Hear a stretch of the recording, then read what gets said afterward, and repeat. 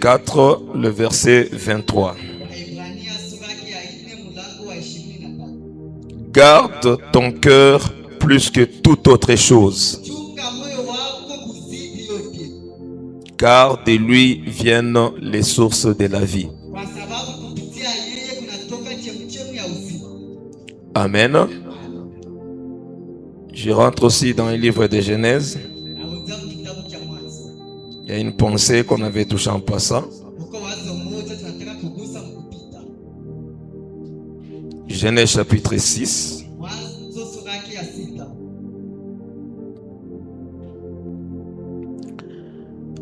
Je prends à partir du premier verset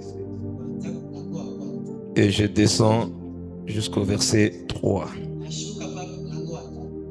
Puis je vais sauter pour prendre les versets 5 et 6.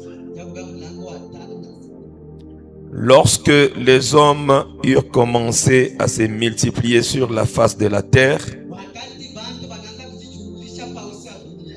et que des filles leur furent nées,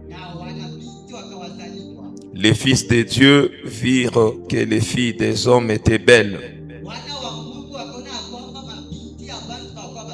Et ils en prirent pour femmes parmi toutes celles qu'ils choisirent. Alors l'Éternel dit: mon esprit ne restera pas à toujours dans l'homme, car l'homme n'est que chair, et ses jours seront de 120 ans. Les géants étaient sur la terre en ces temps-là, après que les fils de Dieu furent venus vers les filles des hommes et que leur eut donné des enfants. Ce sont ces héros qui furent famés dans l'Antiquité. L'Éternel vit que la méchanceté des hommes était grande sur la terre et que toutes les pensées de leur cœur se portaient chaque jour uniquement vers le mal. L'Éternel se repentit d'avoir fait l'homme sur la terre et il fut affligé en son cœur. Que Dieu bénisse sa parole et qu'il bénisse notre entendement au nom de Jésus. Amen. Nous sommes en train d'exploiter l'écriture. La pensée où nous sommes, c'est dans Luc chapitre 10. C'est là que nous étions en train de partager sur l'homme qui a quitté Jérusalem et qui est descendu vers Jéricho.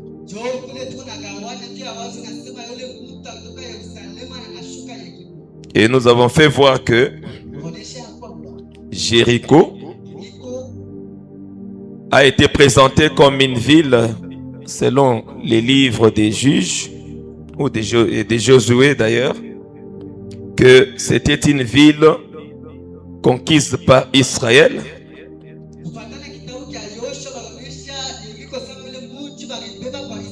Et après l'avoir voué par interdit, Josué avait déclaré des paroles dures, des paroles de malédiction sur Jéricho.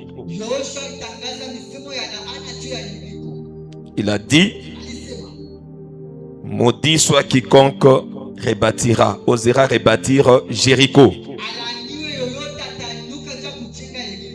Il posera la première pierre à la mort, avec la mort de son fils aîné. Et il en posera aussi les battants, c'est-à-dire les travaux de finissage, avec la mort de son fils cadet. C'est ça ce que Josué avait déclaré. Alors nous voyons Jéricho, qui est une ville qui représente la malédiction.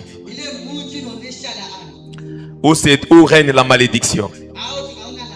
Comme elle est aussi plus bas, elle représente la terre.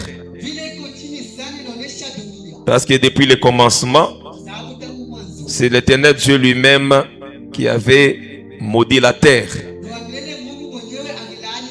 Quand Adam a péché, Dieu a dit, maudite soit cette terre sur laquelle tu te tiens. Elle portera des ronces et des épines. Donc la terre a été maudite. C'est pourquoi même les papas de Noé, à la naissance de Noé, il avait dit, en tout cas, son père s'appelle Lémec, hein? Lémec, le père de Noé. Il a dit, quand Noé est né, il a dit, en tout cas, cet enfant, il va nous consoler. C'est lui la consolation pour nous sur cette terre qui a été maudite. Et il représente la terre maudite comme la terre où se font les durs travaux. Il nous consolera des travaux durs ici de cette terre maudite. Alors, il l'appela Noé. Ce qui veut dire, Noé, c'est la consolation. Amen, Église. C'est pourquoi quand Noé a grandi, il a consolé les cœurs de Dieu. Parce que Noé, lorsque Dieu était en colère, c'est bien lui qui avait trouvé grâce aux yeux de Dieu. La Bible dit en cette période-là, les fils de Dieu ont vu que les filles des hommes étaient devenues belles. Alors les fils de Dieu se sont liés aux filles des hommes. Remarquez, ici on présente les fils de Dieu et les filles des hommes. Amen, Église. Alors, les fils de Dieu se sont mariés aux filles des hommes. Et les géants sont nés sur la terre. On dit que ce sont des héros de cette époque-là. Alors ils ont commencé, comme ils se sont multipliés, la méchanceté maintenant était devenue grande sur la terre, au point d'affliger les cœurs de Dieu. Tu vas te demander, Dieu aussi a un cœur. Lui qui est esprit, oui, il a aussi un cœur. Amen, Église. Parce que même nous tels que nous sommes là, nous avons un cœur que l'on peut comprendre physiquement, qui est la chair, mais nous avons aussi un cœur d'une manière spirituelle. Amen, Église. C'est de ce cœur-là que Dieu parle si souvent. Quand il parle de la circoncision du cœur, on ne verra jamais un cœur physique comme ça être circoncis. Non, là c'est le cœur spirituel qui doit être circoncis. Or, quand Dieu a circoncis les enfants d'Israël, il déclare que j'ai enlevé l'opprobre de dessus vous. L'opprobre ou la honte, c'est la vie du péché, la nature du péché. Quand on dit non, il circoncis les cœurs, c'est qu'il convertit les cœurs. Il enlève cette nature du péché pour donner une nature semblable à la nature de Dieu. Alors, les gens ont commencé à se multiplier sur la terre et le mal a commencé aussi à se multiplier. Le mal, nous avons dit, nous disons ceci, ce qui avait irrité Dieu en ces temps-là, pour qu'on s'en souvienne, c'est parce que les fils de Dieu s'étaient mariés aux filles des hommes. On a mélangé deux natures. C'est que les fils de Dieu ont la nature de Dieu. Les filles des hommes ont la nature des hommes. Le fait de mêler les deux, on crée des hybrides qui sont fameux pour créer, faire toutes sortes. Donc quand on dit héros, des héros, ils sont capables de faire de grandes choses. Ce sont des gens qui ont essayé de défier Dieu. Parce qu'en eux, il y a une partie des enfants de Dieu et une partie des enfants des hommes. Amen, Église. Quand on dit que les fils de Dieu se sont liés aux fils des hommes, on ne voulait pas parler des anges, parce qu'un ange n'est pas un fils de Dieu.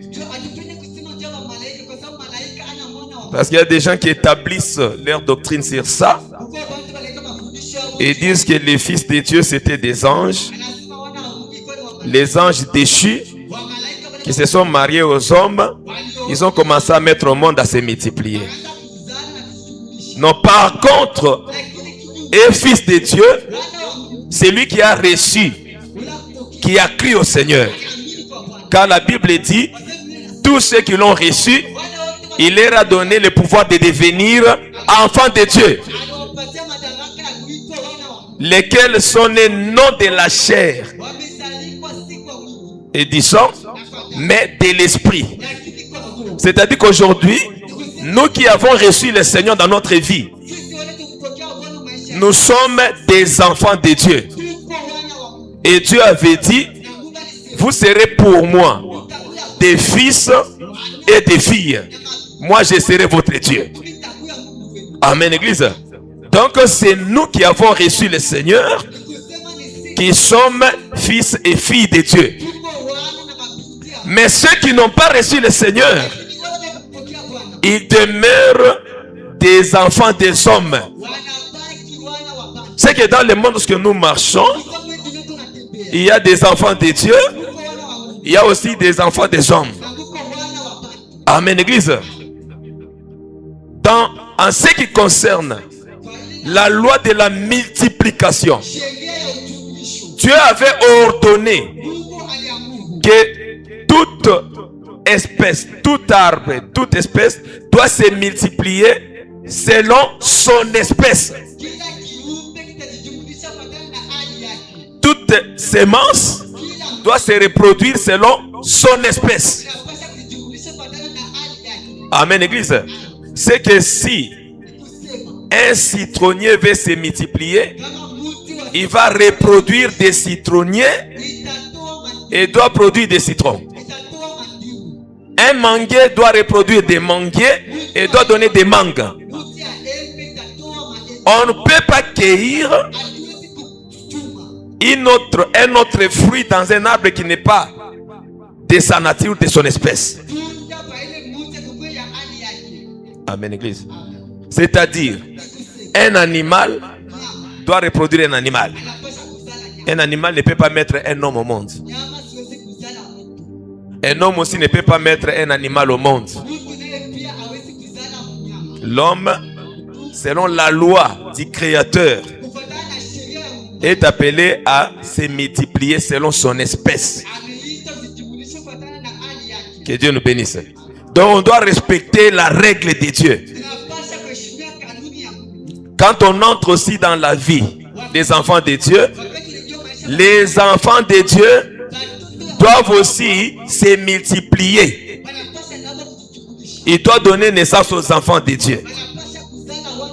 Des enfants des hommes doivent aussi donner naissance aux enfants des hommes. Amen, Église. Maintenant, quand toi tu vas faire tu vas inverser les choses. Tu es enfant de Dieu, tu vas te marier à un enfant des hommes. Alors, qu'est-ce que vous allez donner? Vous allez donner des géants comme ceux de l'époque de Noé. Amen, Église. Et Jésus a dit, ce qui arriva au temps de Noé arrivera de même au temps des fils de l'homme. C'est-à-dire dans Luc 17. Amen, Église. Pourquoi quand il dit ça, il commence à toucher la vie des gens? Les hommes se mariaient et mariaient leurs enfants. Tout ça, il commence à toucher ça. Parce que ce n'est pas dire que le mariage est mauvais. Non. Mais c'est la façon dont le mariage s'est fait. Amen, Église. La façon dont le mariage s'est fait. Bâtir, ce n'est pas mauvais, mais la façon dont on bâtit. Manger n'est pas mauvais, mais la façon dont on mange. Parce qu'en soi, rien n'est impur. La Bible dit, rien n'est impur en soi, pourvu qu'on en fasse un usage légitime. Selon que l'Éternel Dieu l'a institué. Que Dieu nous bénisse. Si vous allez au-delà, vous inversez l'ordre de Dieu. Vous amenez les contraires de ce que Dieu a prévu. C'est là que vous allez tomber dans des erreurs. Que l'Éternel Dieu nous bénisse. Alors nous étions dans Luc chapitre 10. On dit qu'un homme est descendu. Amen, Église. De Jérusalem à Jéricho. Jérusalem, c'est la demeure de Dieu selon le psaume 135. Jéricho, nous avons représenté comme la terre où règne la malédiction. Parce que même Apocalypse dit malheur à la terre,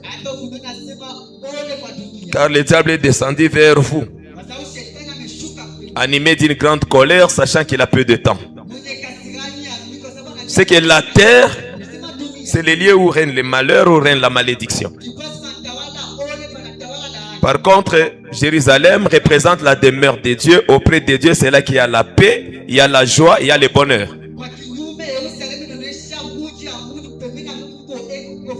Alors nous représentons Jérusalem comme on avait parlé selon Hébreux 12.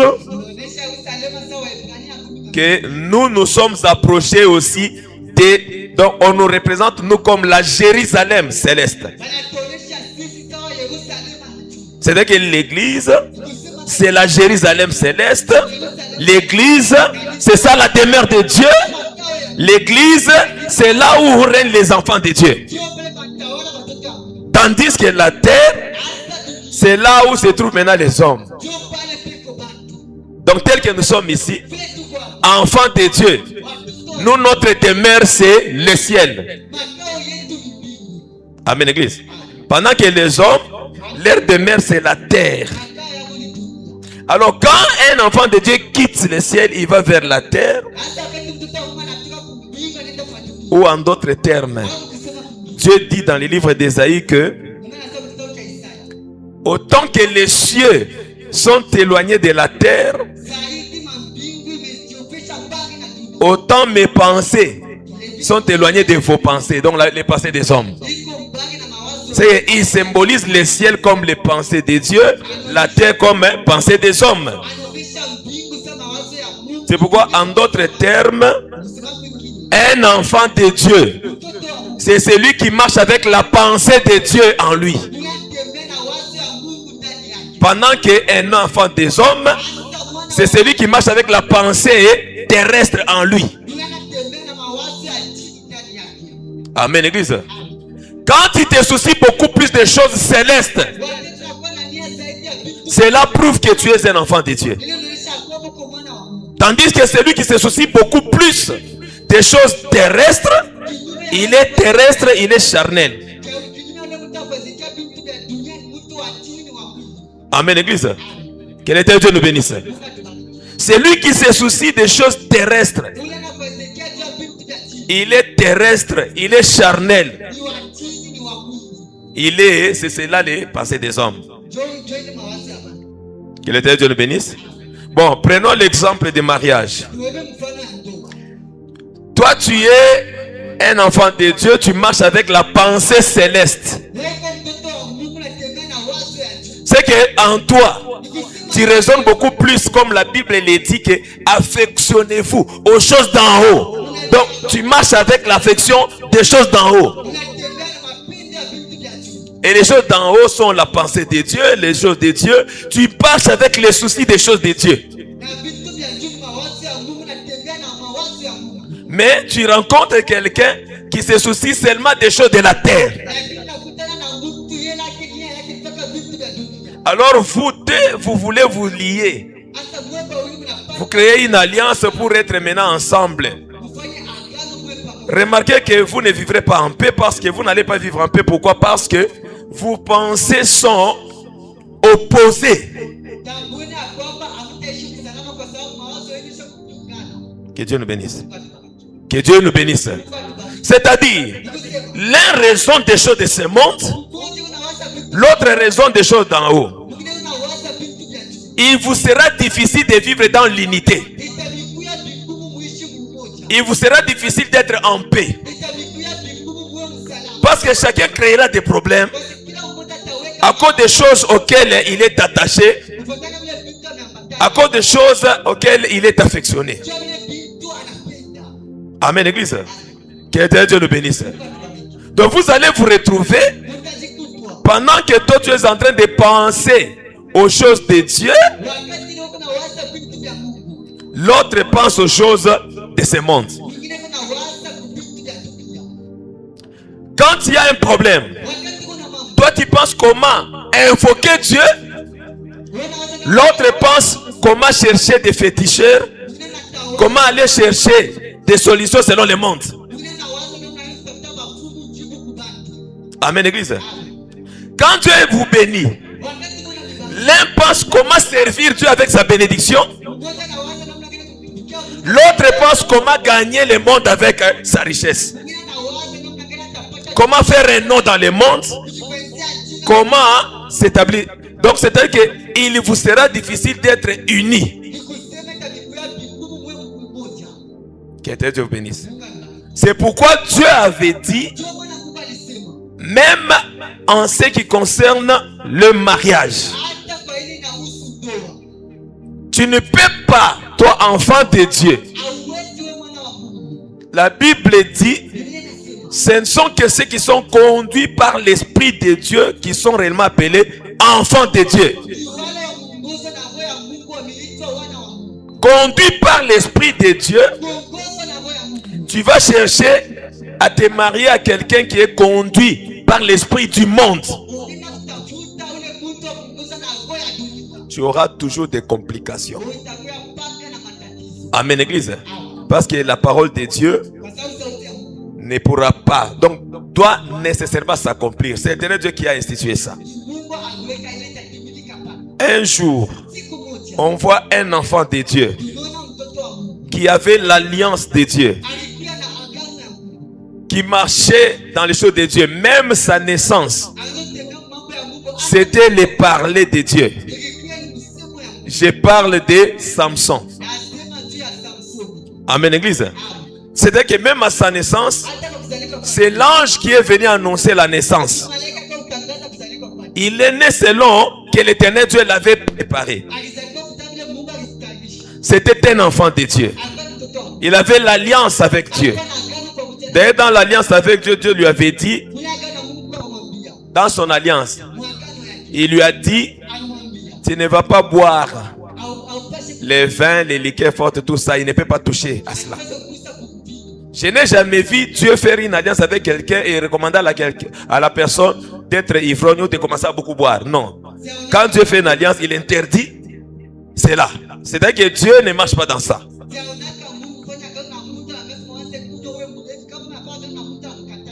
Parce qu'il y a certaines personnes dans leur incrédulité, comme ils sont famés des héros de cette époque-là et de cette époque ici, il va vous demander, donnez-moi les versets qui interdisent les vins.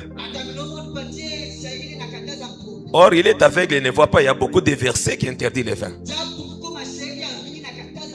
Amen, Église. Ce n'est qu'un enfant de Dieu qui peut comprendre. Parce que quand il te trouve par exemple devant un verset qui te dit ceci, ce n'est pas au roi de prendre les vins. Car en prenant les vins, il va oublier la loi de son Dieu. Il doit oublier les droits des orphelins et des veuves. N'est-ce pas déjà une interdiction de vin pour les enfants de Dieu? N'est-ce pas déjà une interdiction de boire pour les enfants de Dieu? Amen, église. Quand on dit que ce n'est pas au roi, quand on parle des rois, on parle des enfants de Dieu. Ce n'est pas au roi de prendre le vin. Car en prenant le vin, ils vont oublier la loi de leur Dieu. Amen, église. Tandis que Dieu disait à Israël, lorsque vous confectionnez vos vêtements, mettez sur vos vêtements une frange de couleur bleue. Quand vous allez commencer à regarder cette frange-là de couleur bleue, vous allez vous souvenir de la loi de votre Dieu. Donc Dieu veut qu'on se souvienne de sa loi. Tandis que le vin nous fait oublier la loi. Parce que les chrétiens ne peuvent pas mentir. Amen, église. Qui peut dire qu'il peut boire, il s'enivre et dans son ivresse, il commence à prier correctement? Qu'est-ce qui va te pousser à prier? Et si tu pries, sache que ce sont des démons qui vont prier en toi. Parce qu'il existe des démons religieux qui sont là uniquement pour distraire ceux qui prient. Un démon religieux peut te posséder comme ça. Tu commences à parler dans des langues, mais ce ne sont pas des langues.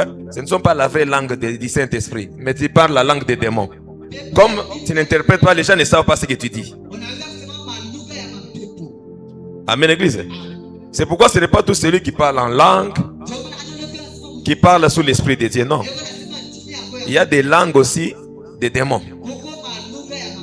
Amen, église. Moi, j'ai vu quelqu'un qui, pour bien prêcher, il doit boire un peu l'alcool. Il dit parce que me tenir devant la foule là-bas, j'ai parfois honte. Quand je bois comme ça, j'ai le courage maintenant de me tenir. Et quand il va parler, il sera poussé par le Saint-Esprit. Non, il est poussé par le vin. Donc il va faire des aventures. Dieu n'est même pas là. Dans votre assemblée là, Dieu n'était même pas au rendez-vous. Amen, église. Que l'éternel Dieu nous bénisse. Donc l'éternel Dieu, quand il fait l'alliance, d'ailleurs, il nous donne un exemple avec Jérémie. Il dit, va dans la maison de Rekab. Va voir les enfants de Rekab. Rekab avait dit à sa maison que nous avons une alliance avec Dieu. Nous ne boirons pas les vins. Donc c'est une maison qui a été instituée comme ça. Et ne boivent pas le vin. Les enfants de Rekab naissaient avec ça. Parce que vous savez que les enfants, les parents, beaucoup de parents ont une part de responsabilité aussi sur les salis de leurs enfants. Parce que ça dépend de la façon dont vous instruisez vos enfants dès leur enfance. Quand la Bible dit, instruis l'enfant selon la voie du Seigneur. Quand il grandira, il ne va pas se détourner. En Israël, toute famille avait le temps d'instruire sa maison. Toutes les familles avaient besoin de voir les enfants croître dans les choses de Dieu. Pour garder leur dignité et leur honneur. Parce que dans une famille, même une fille, si elle est abusée, la famille tout entière porte la honte. On commence à regarder, voilà cette famille-là. Les enfants sont des prostituées de cette famille-là. Donc tout le monde vous regarde avec un œil là qui vous dédie. Donc vous n'avez pas de valeur en Israël. C'est pourquoi quand on parle d'abuser en Israël, ce n'est pas un jeu, ce n'est pas un problème facile, c'est un problème très sérieux. Amen, église. Tu as abusé de l'enfant d'autrui, tu dois l'épouser pour enlever cette honte-là. Ou bien si les parents refusent de te la donner en mariage, mais tu vas payer les prix. D'ailleurs, frère, vous qui faites les débats là dans vos groupes là sur la dot là, je vous informe que la dot, c'est le prix de la virginité. Selon Israël, on donnait la dot uniquement pour les vierges. Amen, Église. Amen, Église. Donc c'est le prix de la virginité, c'est la valeur. C'est pourquoi si quelqu'un vient abuser de votre enfant, vous lui taxez le prix de la dot. Et il doit payer. Que Dieu nous bénisse. Que Dieu nous bénisse. Ça ne se faisait jamais en Israël. Quelqu'un qui a perdu sa virginité, il va là-bas, on l'épouse, on verse la dot. On va là-bas, on verse la dot. On va là-bas, on verse la dot. Vous avez déjà perdu même la virginité là et vous mettez une dot là, très exagérée là, vous n'avez même pas honte. Parce qu'il faut penser à ça. Vous les jeunes filles, sachez comment marcher. Parce que c'est la valeur et de vous-même et de votre famille et de votre Dieu que vous priez là. Il ne faudrait pas que dans l'église qu'on commence à trouver des enfants qui naissent au milieu de nous et qui sont abusés facilement, mais vous faites partie de l'église. Comment? Si c'était dans le monde, on comprendrait. Mais vous, quand vous êtes à l'église, toute famille doit veiller pour garder cette chose-là. C'est la valeur.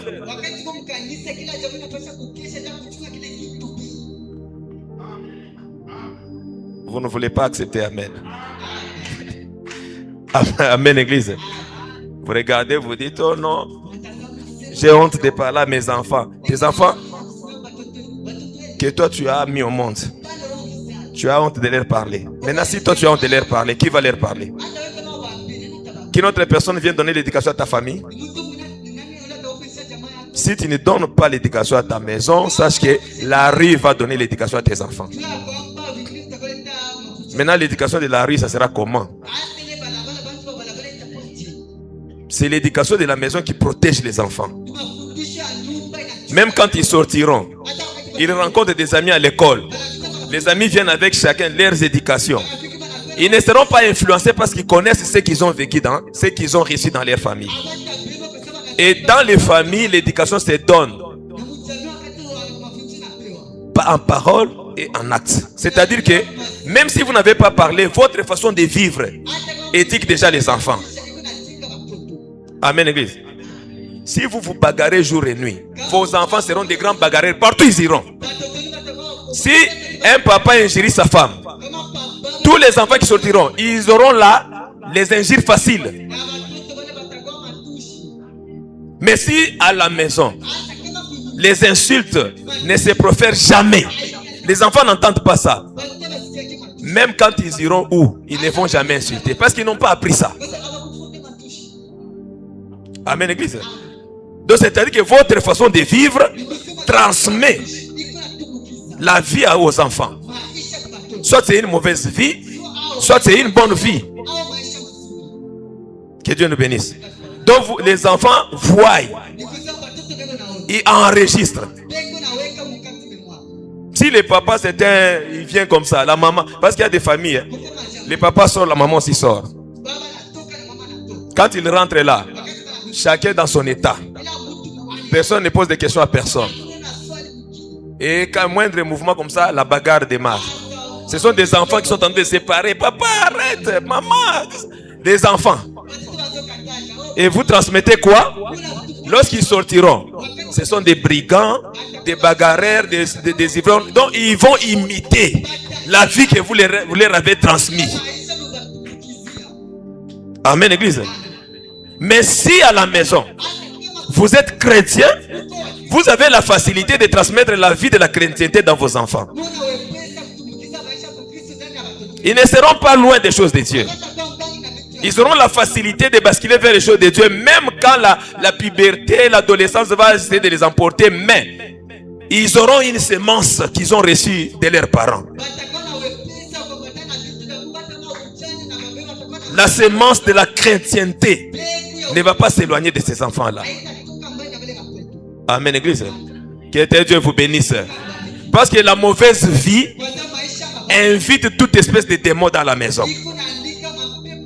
Et les démons s'emparent des enfants. Ils vont manifester leur vie, la vie des démons. Mais une bonne vie chasse les démons, invite quand même la présence de Dieu. Il y a facilité que la grâce, donc la grâce est sur cette maison-là.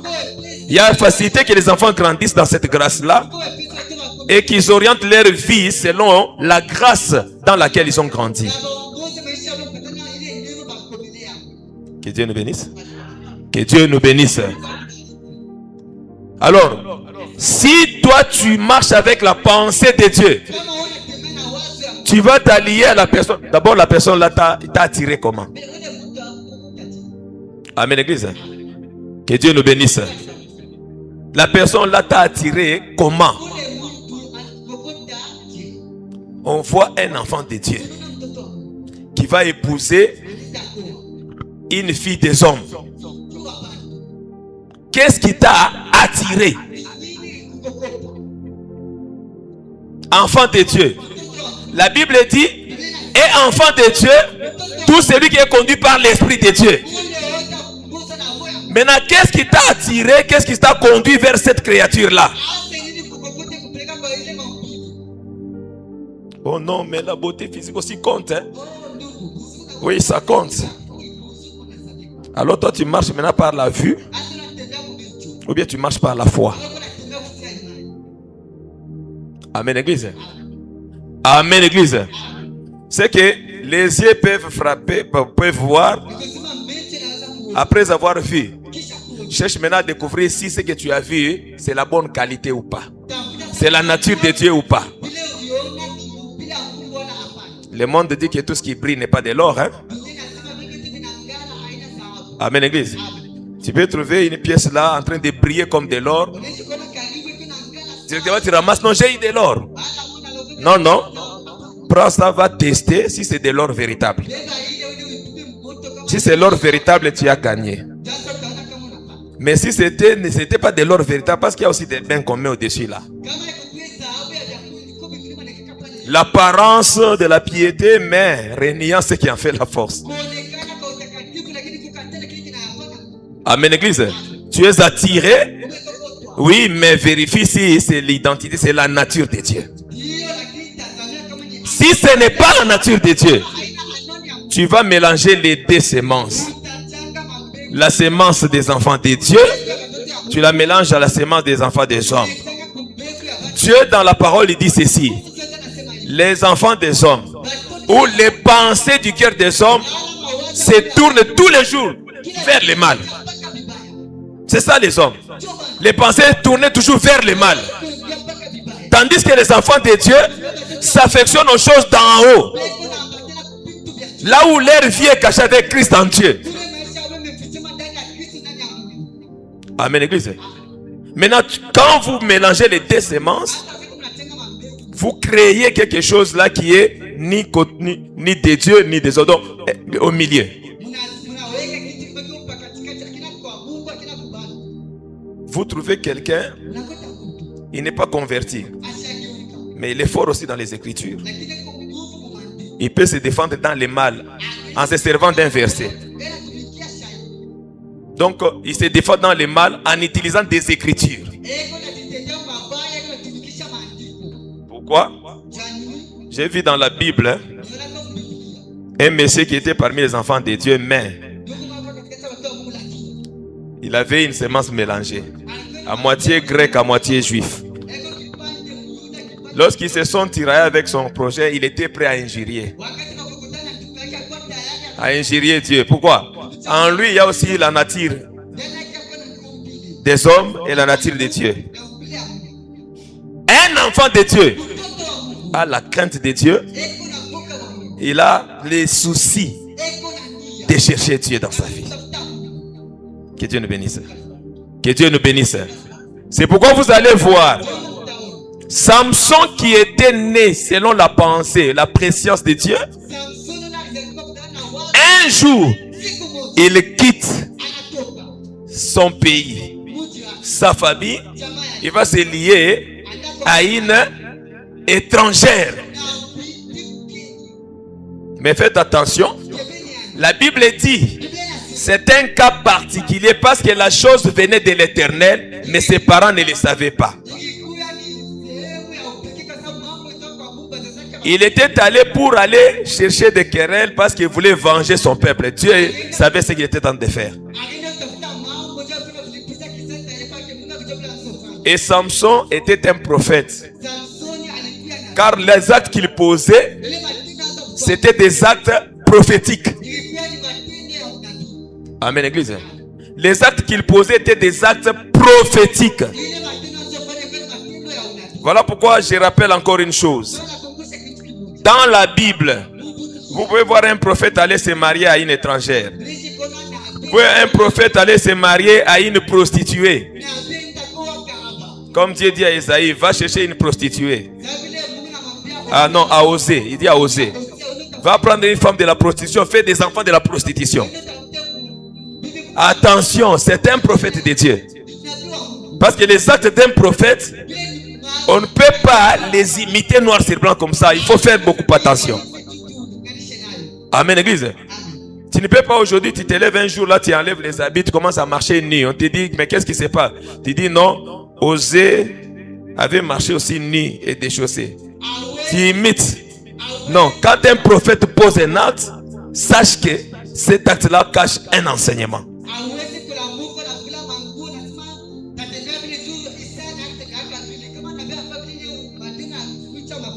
Frère, si quelqu'un vous dit, regardez dans la Bible, David s'est marié et il a eu beaucoup de femmes. Salomon a eu beaucoup de femmes. Comme je vois quelqu'un qui dit que non, des femmes jusque-là pour moi ce n'est même pas encore la polygamie. Il faut qu'il puisse ajouter encore. Donc, et il prend l'exemple d'Abraham, il prend des prophètes, il prend... Dis-leur que... Amen, Église. Que cherchez-moi un sacrificateur dans la Bible qui va se marier à 2 femmes. Vous ne trouverez pas. Mais des prophètes, il y en a. Parce que des prophètes prophétisent. Mais les sacrificateurs, c'est lui qui garde la science. C'est lui qui est appelé maintenant à enseigner la sagesse. Vous ne verrez pas un sacrificateur aller se marier à 2 femmes. Là, Dieu, il garde. Et nous sommes un royaume des sacrificateurs. Donc la polygamie n'est pas notre lot. Amen, Église. Nous sommes un royaume des sacrificateurs. Il a fait de nous un royaume des sacrificateurs. Aucun sacrificateur ne pouvait prendre 2 femmes. Impossible. Que Dieu nous bénisse. Et la Bible dit que c'est à la bouche du sacrificateur que l'on trouve maintenant la science. Maintenant, quand Dieu prend des prophètes, ce n'est pas pour rien qu'on dit que non. Examinez les prophéties, sachez si ça vient de Dieu, tout ça, ne rejetez pas les prophéties, tout ça. Parce que dans la prophétie, il y a d'autres prophéties qu'il faut attendre à leur accomplissement pour attester que c'est la vérité ou pas. Il y a d'autres prophéties qui ne sont même pas des vérités. Donc, en ce qui concerne des prophètes, en tout cas, faites attention, n'imitez pas noir sur blanc leur vie.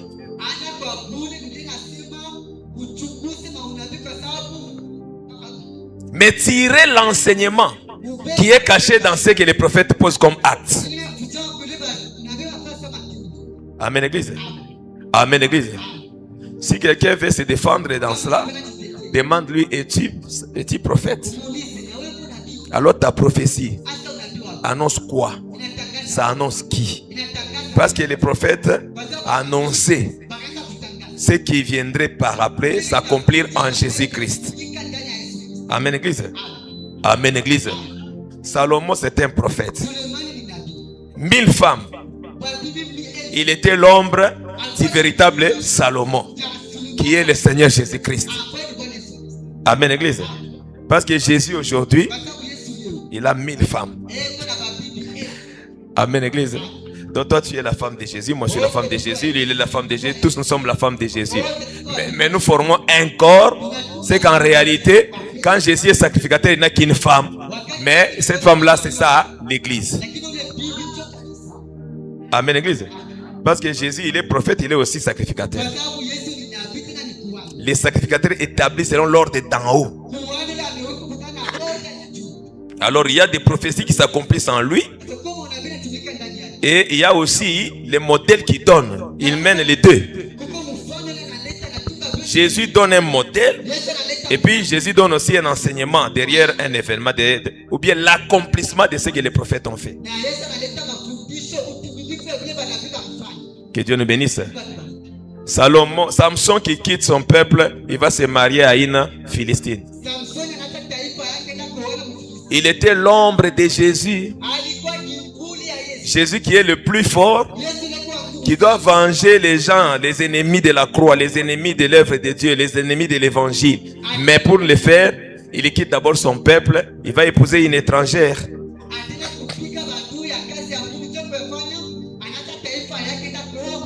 Et l'écriture s'accomplit en Jésus. L'homme quittera son père et sa mère et s'attachera à sa femme. Cette écriture est accomplie en Jésus. C'est lui qui a quitté Israël. Il a quitté la loi. Il est venu s'attacher à nous les païens. Ce n'est pas toi, oh non, je me marie, je vais vivre dans la famille de ma femme. Tu quittes ton père, tu vas t'attacher à ta femme là-bas. Non. Il faut respecter les versets, hein? Parce qu'il y a surtout les femmes quand elles prêchent, elles aiment toujours ajouter ou retrancher. C'est pourquoi Dieu leur a interdit les ministères. J'ai une femme qui déclare: l'homme quittera son père et sa mère. La femme aussi quittera son père et sa mère. Qui t'a dit que la femme quittera son père et sa mère? Il n'y a aucun verset qui dit ça. Amen, Église. Amen, Église. Il n'y a aucun verset qui dit la femme aussi quittera son père et sa mère, s'attachera à sa femme. Même si tu as une bonne intention, mais crains l'écriture. Cela ne te permet pas d'ajouter ou de retrancher, d'aller au-delà de ce qui est écrit. Il y a eu des gens qui ont eu de bonnes intentions, mais ils ont commis des erreurs parce qu'ils n'ont pas respecté la parole. Amen, Église. Comme le frère Uza. Uza, il regarde l'arche de l'Éternel. D'abord, l'arche était mal portée. Ce n'était pas porté selon la parole de Dieu. Selon la parole de Dieu, l'arche doit être portée sur les épaules des sacrificateurs. Ce sont des sacrificateurs qui doivent supporter la charge de Dieu. Mais en ce temps-là, David, dans sa folie, il prend l'arche, au lieu de mettre sur les épaules des sacrificateurs, il met l'arche sur un char neuf. Dieu sent que non, on a contredit la parole, on l'a mal transporté. Lui, il aime que les hommes les transportent. Même aujourd'hui, Dieu veut que les hommes les transportent. Amen, Église. Il veut que toi, tu sentes la charge de Dieu. C'est ça, Dieu. Et puis, quand les chars étaient tentés d'avancer, l'arche commence à faire semblant de tomber. L'arche commence à bouger pour tomber. Uza qui accompagnait qui soutenait la vision de David. Il dit non, l'arche ne peut pas tomber. Il vient soutenir l'arche pour que l'arche ne tombe pas. Donc, toi tu regardes, tu dis que Dieu veut tomber, moi je vais l'aider. Frère, on n'aide jamais Dieu. Dieu, si toi tu penses que tu peux aider Dieu, sache que tu vas faire une grosse erreur. Amen, Église. Toutes les pensées des hommes sont mauvaises dès leur naissance. Sont toujours tournées vers le mal. Maintenant, avec des pensées mauvaises, avec des pensées toujours tournées vers le mal, tu veux aider maintenant Dieu. Tu vas l'aider comment? C'est Dieu qui doit t'aider toi et non pas toi aider Dieu. C'est Dieu qui aide les hommes. Amen, Église. Mais un homme ne peut pas aider Dieu. Même quand il y a des gens qui disent oh non, Jésus à la croix, dans la souffrance là, il y a eu un oiseau qui est venu pour l'aider. Quand l'oiseau venait pour essayer d'enlever les clous qui étaient sur lui, alors le sang est resté sur la poitrine de cet oiseau là. C'est pourquoi on appelle cet oiseau là rouge-gorge.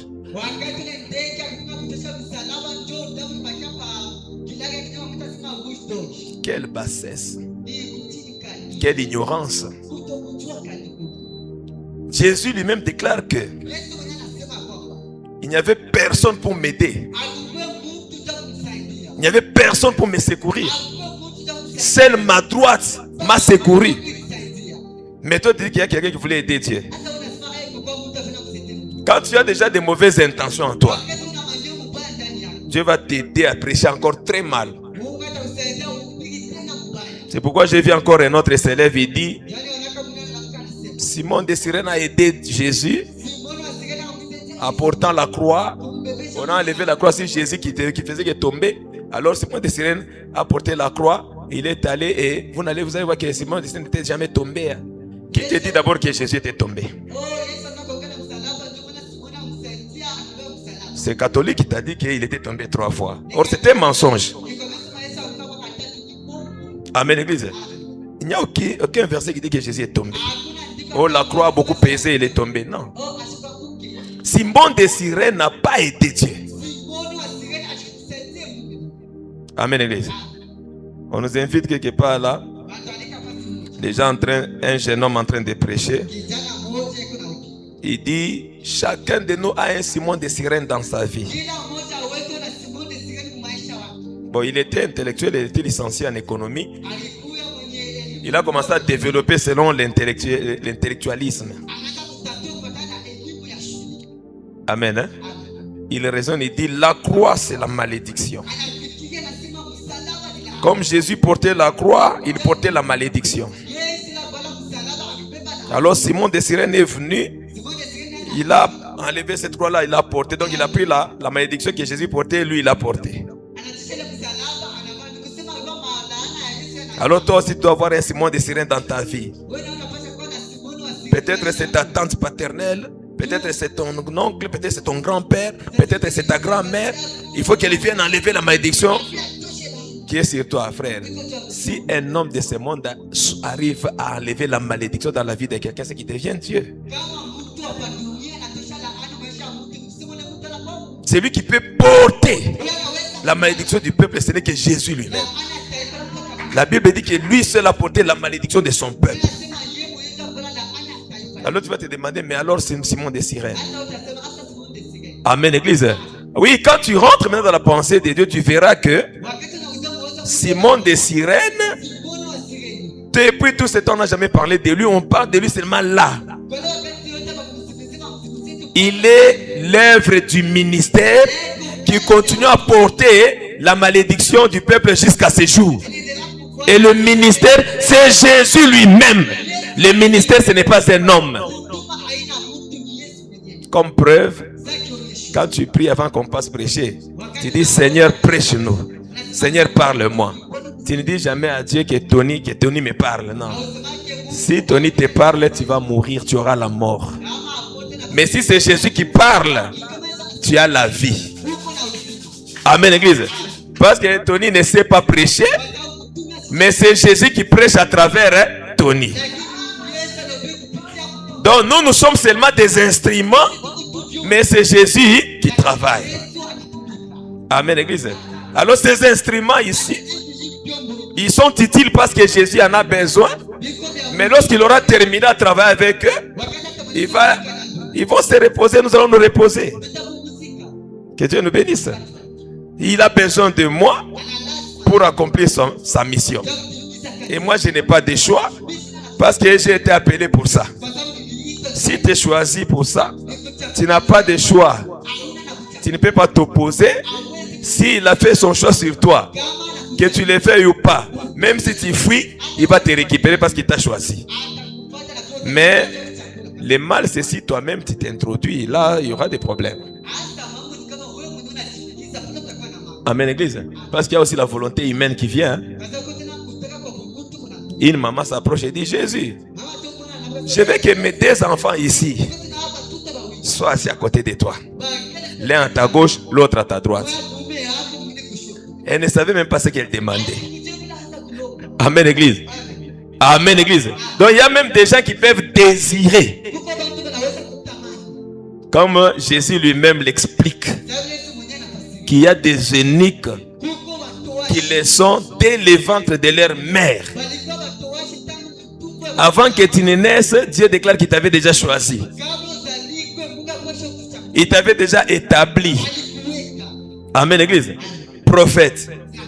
Cela ne veut dire que tu ne peux pas accepter que tu sois encadré parce que tu as été établi avant que tu sois né. Ce qui prouve que tu as été établi avant que tu sois né, c'est la façon dont tu vas désirer l'encadrement. Amen, Église. Parce que celui qui a été établi, il suit une ligne que Jésus a établie. Mais la Bible ajoute encore que d'autres les sont devenus par les hommes. Tu regardes et dis, je trouve que mon fils ici est très courageux, il est intelligent, il retient très bien les versets et il a confiance en moi. J'ai confiance en lui, il ne peut pas me trahir. Alors directement, je les façonne, je fais de lui un serviteur. Si c'est l'Esprit de Dieu qui vous pousse, c'est bien. Mais si c'est la chair, parce qu'aujourd'hui, vous pouvez voir quelqu'un, il est en train de conduire une église comme ça. À un moment donné, il raisonne, il dit, en tout cas, il faut que j'établisse quelqu'un ici. Alors, je ne peux pas mettre n'importe qui. Il va même au village, il va chercher. Il vient avec lui, il fait de lui un pasteur, il l'établit là-bas. Ça, c'est pas Dieu. Amen, Église. Dieu, c'est mettre celui que Dieu a choisi. Dieu, c'est celui qu'il a choisi lui-même. Amen, Église. Parce que Dieu, tel que nous sommes en train d'avancer, il connaît celui qui sera peut-être pasteur de cette église après moi. Il connaît celui qui sera ici peut-être 50 ans après. Si cette église sera encore là, Dieu lui-même connaît. Mais pas les calculs des hommes. Aujourd'hui, comme tout le monde commence à raisonner, d'ailleurs, mon fils, il peut bien respecter ma vision. Mon fils, il peut bien respecter mon héritage. Alors, j'établis mon fils, il commence à préparer déjà son fils. Là, ce sont des hommes. Et les gens les appuient, les gens les acclament. Mais si Dieu a déjà aussi choisi ton fils, là, personne ne peut discuter. Amen, Église. Parce que Dieu est souverain dans ce qu'il fait. Que Dieu le bénisse. On a expliqué que le premier à descendre, c'était Jésus. Il a quitté les cieux. Il a porté la chair, semblable à la chair des hommes. Amen, Église. Il a marché au milieu de nous. Il est tombé entre les mains des brigands.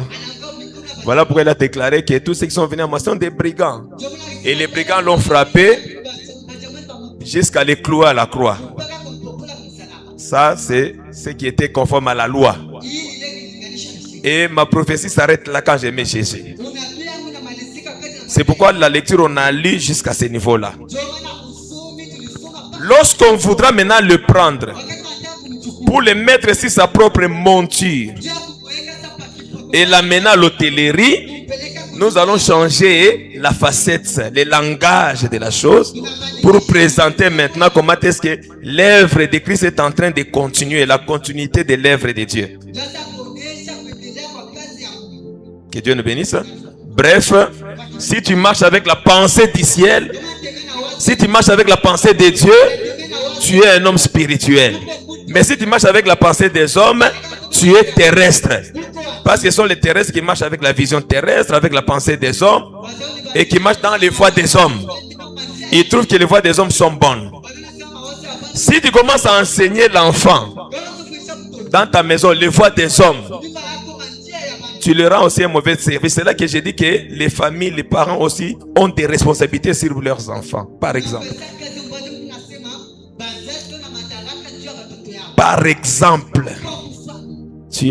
Dieu t'a béni, tu es venu, tu as glorifié Dieu, Dieu m'a béni. Dieu m'a donné le mariage. Dieu m'a donné des enfants. Encore beaucoup de filles aiment mettre au monde les filles en premier, parce que j'aurai celle qui va m'aider.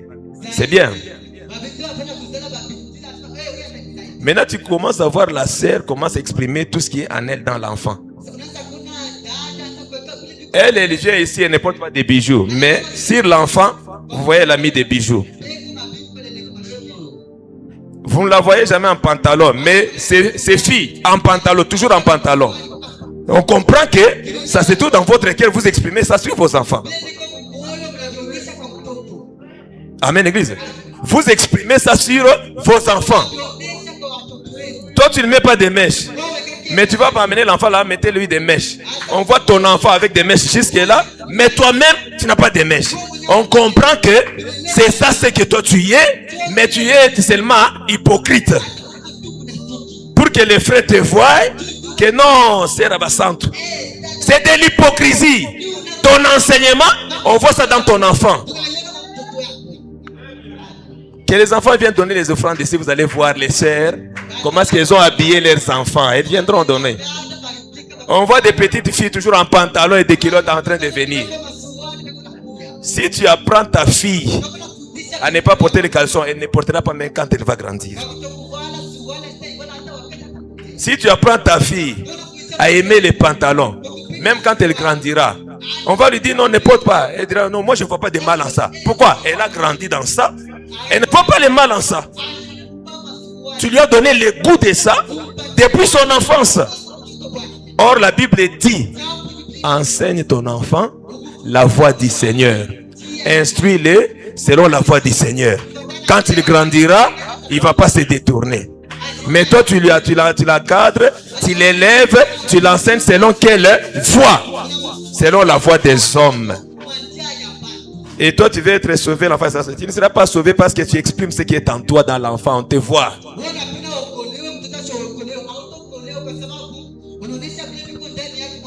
L'enfant est né, il n'a que 2 jours dans le monde. Directement, tu trouves les oreilles. Est-ce que tu connais la signification de trouver les oreilles dans la Bible? Parce que même dans la Bible, on a trouvé les oreilles. Mais on trouvait les oreilles de ceux qui ne voulaient pas, des esclaves qui ne voulaient pas abandonner l'esclavagisme. Amen. Quelqu'un qui dit que moi je vais rester à vie esclave. Je ne vais pas quitter l'esclavagisme.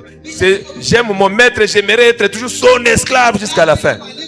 On dit comme toi tu ne veux pas sortir de l'esclavagisme, on va te trouer les oreilles.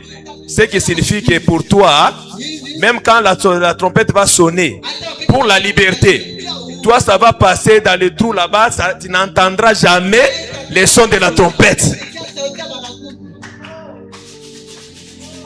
Amen. Hein? Parce que ça va passer. Les oreilles sont trouées.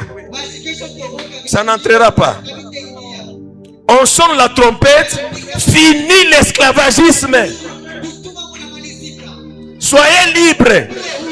Quand tu entends le son de la trompette, frère, tu n'as pas besoin de consulter qui que ce soit. Même si tu ne dis pas au revoir à ton maître, il n'y a pas de problème. Le problème est que tu as entendu le son de la trompette, c'est la liberté. Sors, tu es libre. La maladie te quitte, la mort te quitte, la malédiction te quitte. Tu es libre parce qu'on a sonné la trompette. Tu n'as pas besoin de consulter ton frère ou ta soeur. Toi qui as entendu, on te verra sortir parce que tu as entendu. Tu ne vas pas commencer à demander la trompette. Bon, on a entendu la trompette. Est-ce qu'il faut sortir maintenant ou bien on entend le soir? Tu n'as pas besoin d'attendre quoi que ce soit. Dès que tu entends, sortir. Amen, Église. Que l'éternel Dieu le bénisse. Je suis en train de voir certaines sœurs en train de raisonner comment est-ce que tu as déjà donné ton offrande à ton enfant, mais ton enfant en pantalon. Tu te regardes, est-ce que je peux l'empêcher de passer, bien on va me voir. Non, on ne te verra pas, on te comprend. Je sais que prochainement tu vas changer. Amen, Église. Que l'éternel Dieu nous bénisse. Bien-aimés, nous allons prier. Nous nous recommandons à la grâce du Seigneur. Demande à ce que Dieu te soit favorable. Que Dieu t'assiste en toutes choses. Que Dieu te soit vraiment favorable en toutes choses. Qu'il t'aide là où il y a des faiblesses. Qu'il te donne la capacité. Prions dans le nom de Jésus. Oui, Éternel, tu es le Dieu de grâce. Tu es le Dieu.